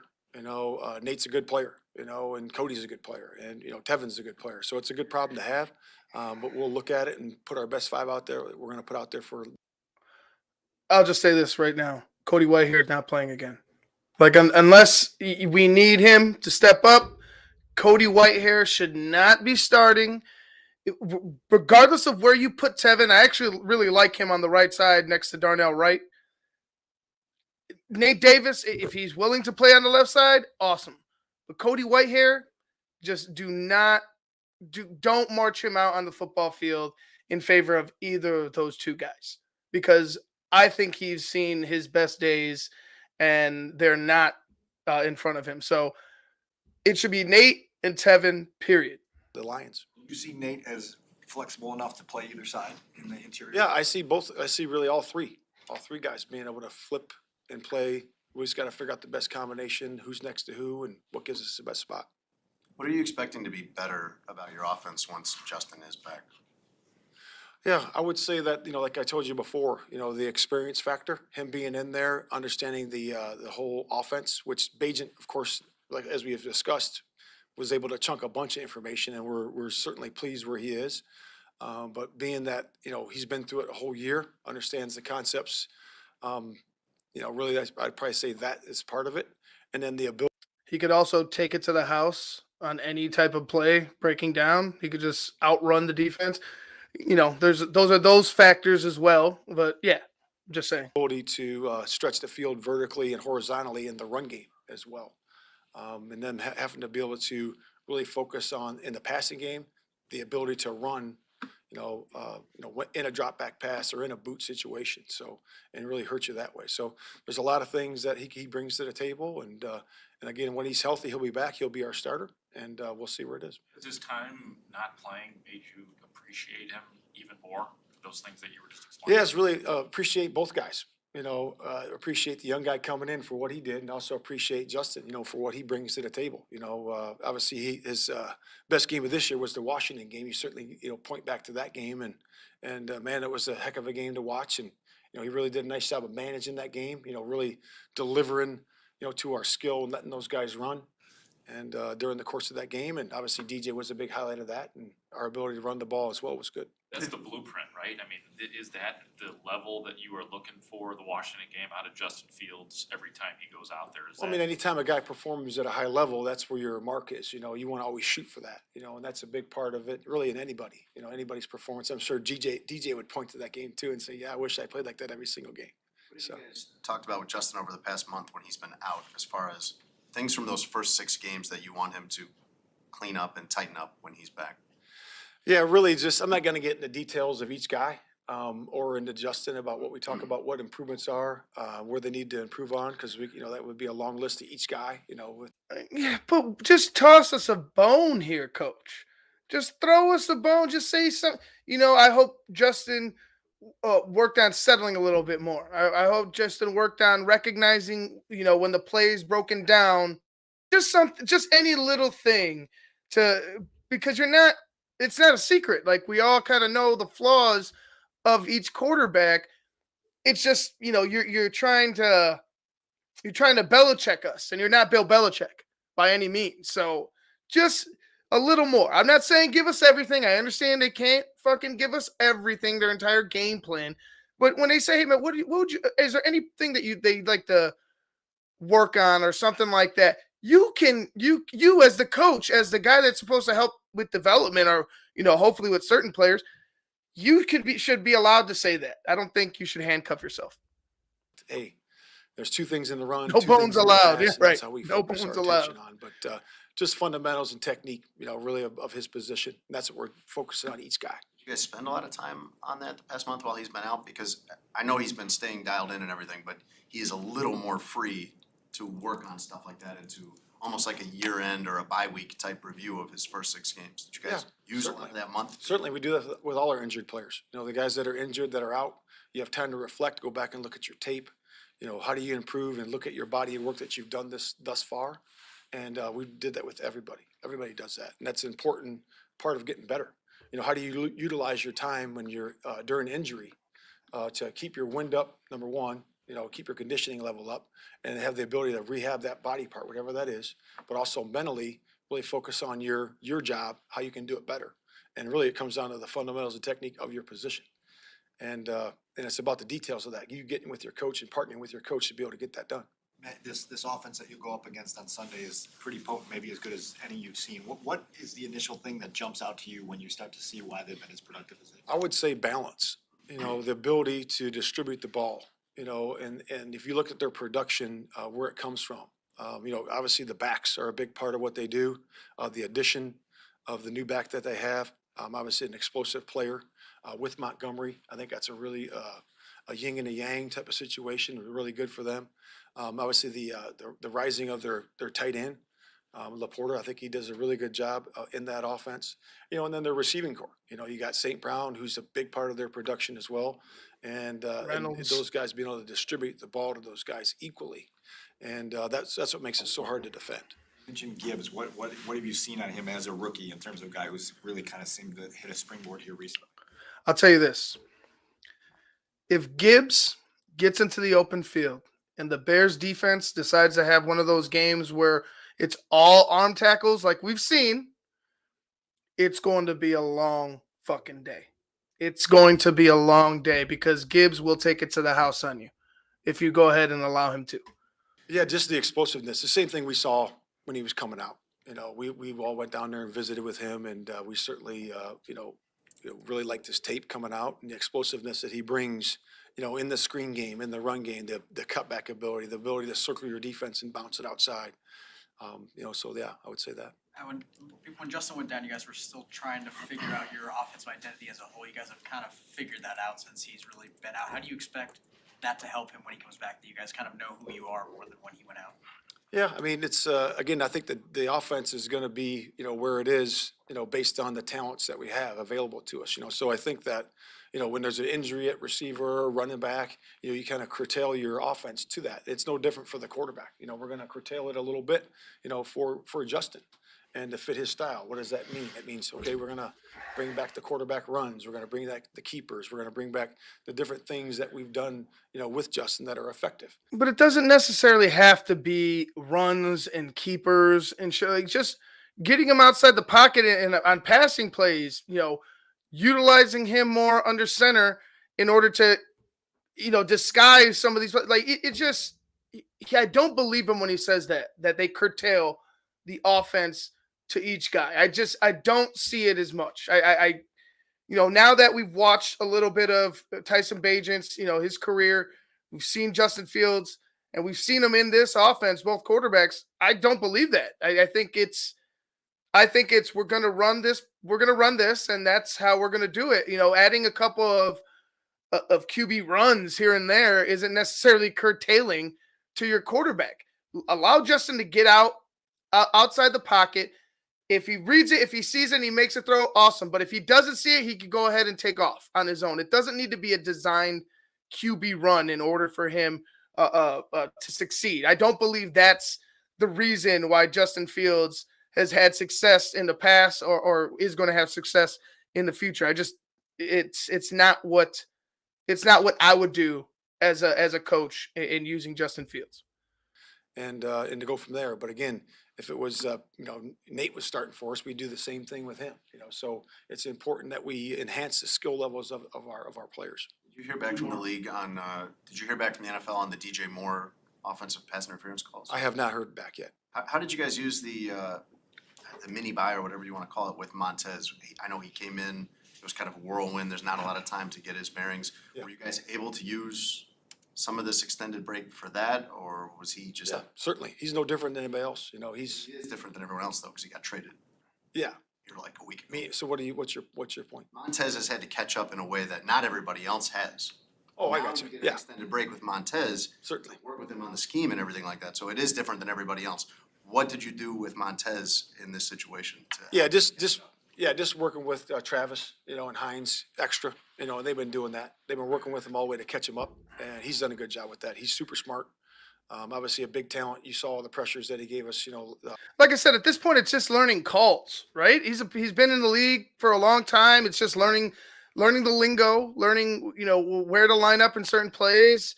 But for the most part, like I said, on passing downs, especially, let him go. Like, cut him loose. He's already been effective in 2 games, and like I said before, didn't generate a sack, but has been effective as far as disrupting the quarterback and disrupting the platform of where the quarterback is standing, disrupting where the pocket is going to end up being for the quarterback.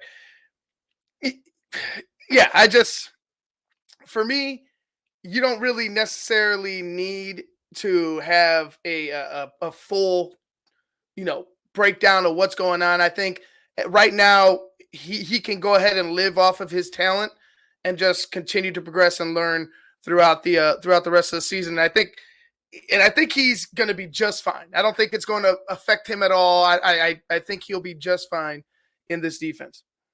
Last Thursday night, and he's going to continue to do that. So yeah, just catching him up and doing a good job with that. Matt, we saw Justin's hand was wrapped. Is that just athletic that- tape?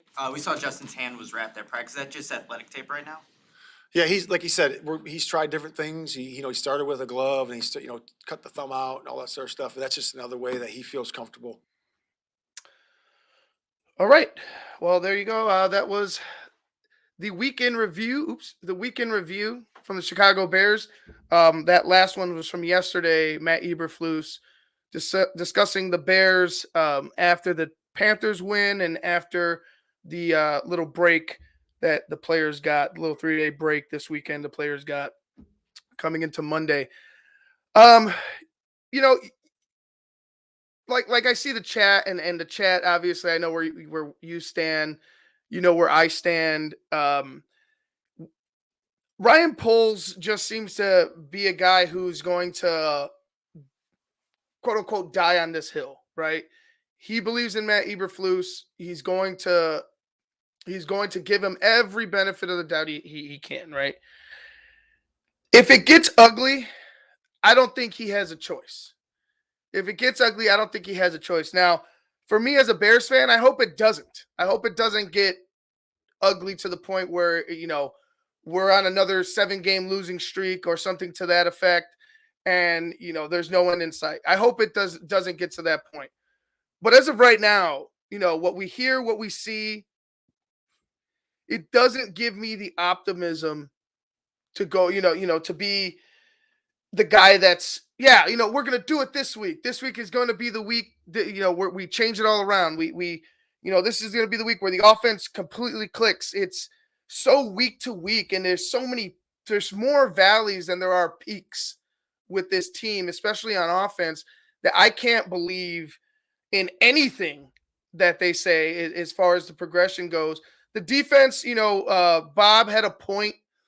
Eberflus, he did pretty well frustrating a rookie quarterback. But again, go look at the quarterbacks that Matt Eberflus has beaten. I don't think we can go ahead and say, they're world beaters or those are formidable foes.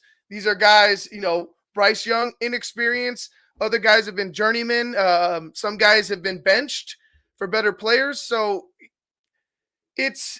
I like the way the defense is progressing, but you're going to have to start beating teams if you want to, beating better teams, good teams, if you want us to take notice of how you've been coaching and how this team is progressing. Now we move on to Detroit. Got the Lions this week. The Lions 7-2. They're on a little roll here. They won 2 of the last 3. Actually, they've won, let's see. They've won 6 of the last 7. 6 of the last 7. Oh no, that's not right. I'm sorry. I'm reading. No, that is right. 6 of the last 7. They beat the Chargers 41-38 in a shootout last week. I think this game is going to be a showcase of class, right? I think the Detroit Lions are going to go out there in Detroit and put a show on for the Chicago Bears and how an organization should be operating. Like I said, I don't care if I'm wrong, but what I see out in front of me, what I see, what us as a network see on tape, what we see on the football, what we see during the games live, what we see when we are watching tape and all 22 after the game, what we hear from the coaches, what we see on the field, everything comes into play when I go ahead and I make my decisions. And some of the, except for the very first show, I went ahead and chose with my heart. But the other, my other picks, I tried to give somewhat of an educational answer, somewhat of a thoughtful answer. And I think, with all things taken into account, that the Detroit Lions are going to show us up on Sunday. The defense, I with all the progression that they've had, they're not going to be able to continue to go out there, drive after drive, without the Bears sustaining anything on offense. And I don't believe that the Bears have shown us anything. And I know that Justin might come back. Justin is on the mend, and he's looking positive that he will start. We'll find out more tomorrow. I just don't think the team as a whole and the game planning and the coaching is going to be able to do much of anything to help their football team. And I know playmakers need to make plays, and it's not on the coaches, but there's nothing that I've seen, especially in a game against the worst team in the league, that shows me that they're going to go out there and beat the Detroit Lions, whether it be a close game or a blowout. I know it's definitely not going to be a blowout, but I think that, like Coach Dre said, boot to the ass. And it's the truth. David Montgomery, the player he is. He's waiting. This has been circled. Both games have been circled. I think David Montgomery is going to have himself a hell of a game. I feel like that running game is going to set the tone from the jump with this football team with this football game come Sunday in Detroit. They take no prisoners, right? They have this. They take on the personality of their head coach, and he's a fighter, and he's a dog, and he's out there and he shows he wears his heart on his sleeve every football game because he loves his team and he loves the sport. To me, this is out of nowhere, and it's weird to say David and Goliath, but as far as organizations are being run as to this point in the NFC, David and Goliath right here, right now, with Detroit and Chicago. I really believe the Lions are going to come ready to play. Whether Matt Eberflus has his team prepared, that's yet to be seen. We've seen what happened the last time they came out after a 10-day break. It wasn't pretty. It started off very slowly. You would imagine them being prepared with all the time, but they weren't. So I'm expecting similar things because with all the talk about how this, about this Detroit Lions team and all the talk about how the Bears have just squandered opportunities and they don't know where they're going and they're kind of a rudderless ship at this point. I don't see a reason why I should pick the Chicago Bears and why I should trust that the Chicago Bears are going to get this win. Matter of fact, I see this being a double-digit loss. I see the Bears are going to be held under 20 points. I think the Bears will be held under 20 points. I think the Lions 38, Bears 17. And I think it's going to be a runaway show right off the jump. I think the Lions kind of coast at the end. And like I said, folks, I would love to be wrong, but nothing that this offense and this team right now has shown me that they can go ahead and withstand or put up the points that the Detroit Lions can put up and stick with them and match them like the Chargers did. You saw what happened when the Chargers got out in front. That was it. That was pretty much it because the Bears had no answer. So if Detroit does the same thing, I would expect more of the same. The Bears need type of answers for the Lions. David Montgomery, if you want a prediction, I think David goes over 100 yards, has as many touchdowns as they can give him if they find themselves in the red zone. I won't give you any touchdowns, but I think if he's able to go ahead and they're able to give him some, they'll give him the rock for sure over Gibbs in the red zone. But I think they're going to utilize both backs. I think both backs will have a big day. I think David will be the bell cow 100%. I don't think it's going to be pretty, folks. I'm sorry to say. It's the reality that we live in with the Chicago Bears. It's a week-to-week thing, and what you saw this past week and what you've seen, majority of the time this season, it doesn't give me any type of hope that the Bears are going to pull this one off. Corn Planter says 29-4. Wow, 2 safeties. Detroit. If you guys have any projections, Bob 35-10. Yeah, I could see it. I could see it that way. Both ways I could see it. I don't know about the safeties, Corn, but I could see 29 points being scored to the Bears, lowly, whatever single digit it is. Only way I see JF1 under center more 12 formation and play action. Yeah, I mean, that's what works, right, Coach?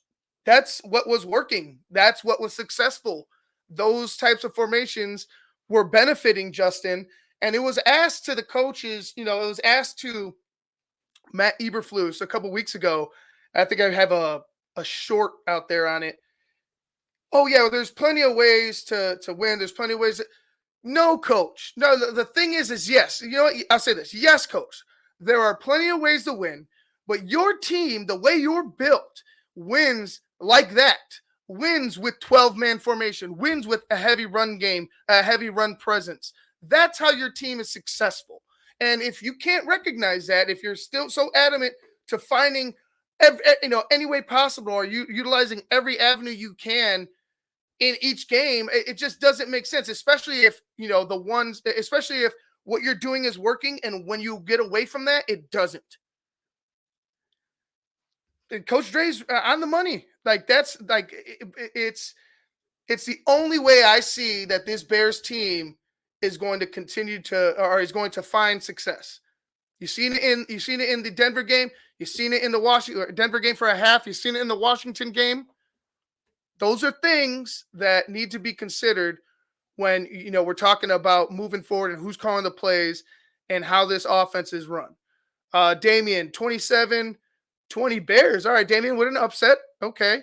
That's fine. Like I said, I would love to be wrong, and I'd love to come on here and say, hey, Damian was right. Bears won. That's awesome. Just don't see it happening. Tools, 31-13 Detroit. Yeah, that's pretty much where I'm at. 31-13 Grumpy Bear as well. You got similar scores. 14-28 ain't calling a winner. All right. It's exactly that. I don't see it being pretty on Sunday. Hopefully Justin Fields finds some success and we make it closer of a game and hopefully end up winning the game against a favorable Detroit. But as of right now, it's very difficult to see that. I hope Justin plays his ass off. I wish him all the best. Just don't think it's going to be able to be done this weekend. All right, guys, I'm going to go ahead and wrap things. It's been a weird weekend thinking about it.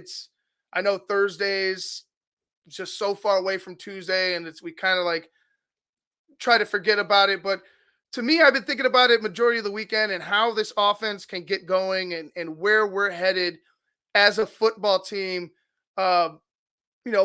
It's it's something that really just bothers me week in and week out during football season when I'm watching these Bears.